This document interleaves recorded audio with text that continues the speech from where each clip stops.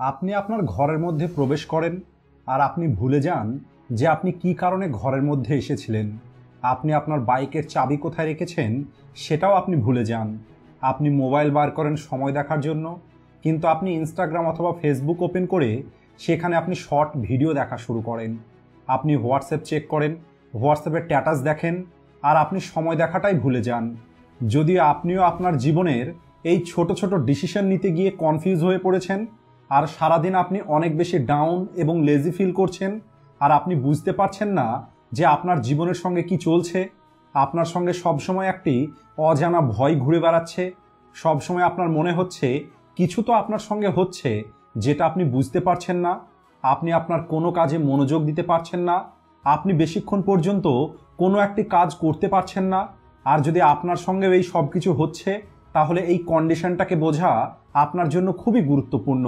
কারণ যদি আপনি এটা এখন না বোঝেন, তাহলে ধীরে ধীরে এটা আপনার জীবনে অনেক বড় সমস্যা তৈরি করতে পারে, আর এটা আপনাকে ফেলিওরের দিকেও নিয়ে যাবে, আর আপনি কখনোই আপনার কাজে ফোকাস করতে পারবেন না।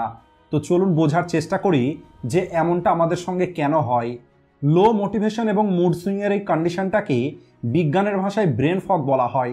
যদি আপনি একটি টিনেজ হয়ে থাকেন আর যদি আপনার মধ্যে ব্রেন ফগের এই সমস্যাটা থাকে, তাহলে এটা আপনার জীবনে অন্য অনেক রকমের সিরিয়াস সমস্যা তৈরি করে দেবে। তাই আজ আমি আপনাদের এই সমস্যার সমাধান করব। আর মজাদার কথা হলো, অনেকেই এই সমস্যাটাকে ফিল তো করে, কিন্তু তারা জানেই না যে তারা কোনো একটি সমস্যার মধ্যে আছে। তারা এই সমস্যার নামটা পর্যন্ত জানে না। সবার আগে আমি কথা বলবো সেই সমস্ত কারণগুলো সম্পর্কে যা আপনার ব্রেন ফগ তৈরি করে। এর মধ্যে প্রথম কারণ হলো হরমোনাল চেঞ্জ। আপনার ব্রেন ফগকে বাড়িয়ে তোলার পিছনে একটি বড় কারণ হলো আপনার শরীরের হরমোনাল চেঞ্জ। এটা আপনার মেমোরিকে এফেক্ট করে। হরমোন আমাদের ফিজিক্যাল, মেন্টাল এবং ইমোশনাল গ্রোথের পিছনে একটি বড় ভূমিকা রাখে, কিন্তু এই হরমোনের ইমব্যালেন্স ব্রেন ফগের মতো সমস্যা তৈরি করতে পারে। Number 2, multiple sclerosis. এটাকে সহজ ভাষায় বললে আপনি এটা জানেন, আমাদের ব্রেন আমাদের শরীরের অন্য সমস্ত অঙ্গকে সিগন্যাল পাঠায়। কোনো একটি বডি পার্টকে যদি মুভ করতে হয় অথবা কোনো একটি হরমোন যদি শরীরে রিলিজ করতে হয়, এই সমস্ত কাজ আমাদের ব্রেনই করে থাকে। আর যখন আমাদের ব্রেনের এই কমিউনিকেশনটা আমাদের শরীরের অন্য অঙ্গের সঙ্গে সঠিকভাবে হয় না, অথবা এই কমিউনিকেশনটা স্লো হয়ে যায়, তখন আমাদের thinking ability, recall, memory, learning এই সব কিছু প্রভাবিত হয়। আর তখন আমরা আমাদের ব্রেনকে সঠিকভাবে ব্যবহার করতে পারি না, আর এরপরে আমাদের ব্রেন এই ব্রেন ফগের সমস্যার মধ্যে আটকে পড়ে। Number 3, lack of sleep. একটি ভালো ঘুমের অভাব। বেশিরভাগ যুবক ছেলে মেয়েদের মধ্যে এখন অনেক বড় একটি সমস্যা হলো সঠিকভাবে না ঘুমানো।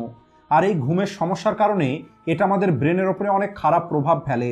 একটি পুয়ার স্লিপ কোয়ালিটি আপনার ব্রেনের উপরে ঠিক ততটাই প্রভাব ফেলে যতটা অ্যালকোহল নেয়ার পরে আমাদের শরীরের উপরে পড়ে। যদি আপনি কম ঘুমান, তাহলে আপনার ফোকাস ও কনসেন্ট্রেশন পাওয়ারটা অনেক কম হয়ে যাবে। আর এর আউটকাম হলো ক্লাউডি থটস। আর এর সঙ্গে সঙ্গে আপনার রিকল করার ক্ষমতাও কম হয়ে যাবে, আর আপনি কোনো কিছুই দীর্ঘ সময় পর্যন্ত মনে রাখতে পারবেন না। Number 4, medication. যদি আপনি আপনার শারীরিক অসুস্থতার কারণে কোনো মেডিসিন নিচ্ছেন, তাহলে আপনার এই মেডিসিন অনেকবার আপনার ব্রেন ফগের কারণ হয়ে দাঁড়ায়।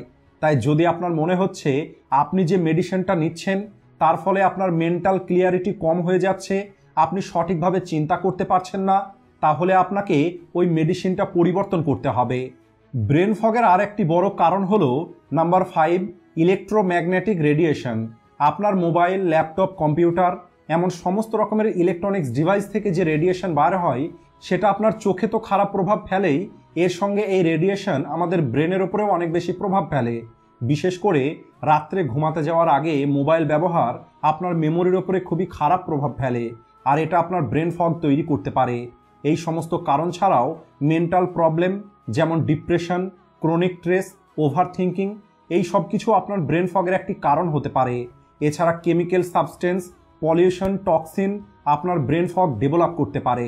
তো চলুন এখন আমি আপনাদেরকে বলবো মেন্টাল ক্লিয়ারিটি পাওয়ার জন্য এবং আপনার ব্রেন ফগ দূর করার জন্য আপনি কি করতে পারেন।